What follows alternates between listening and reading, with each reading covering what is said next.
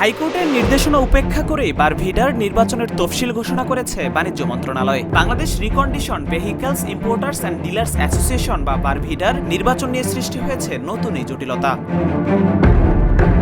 High court বারভিডার নির্বাচন স্থগিত করে প্রশাসক নিয়োগের নির্দেশ দেয় গত 9 ডিসেম্বর। তবে আদালতের নির্দেশ অমান্য করে 21 ডিসেম্বর নির্বাচন আয়োজনের প্রস্তুতি নিচ্ছে সংগঠনটি। 21 তারিখে যাতে নির্বাচন হয়ে যেতে পারে, 23 তারিখে তাদেরকে শুনানির জন্য রাখা। বারভিডার সদস্যরা অভিযোগ করছেন বর্তমান নির্বাচন কমিশন বেআইনিভাবে গঠিত এবং নির্বাচনে অংশগ্রহণকারী প্রার্থীরা দুর্নীতি ও স্বজনপ্রীতির সঙ্গে জড়িত। তারা দাবি করছেন সুষ্ঠু নির্বাচন নিশ্চিত করতে প্রশাসক নিয়োগ করা হোক এবং নতুন নির্বাচন কমিশন গঠন করা হোক।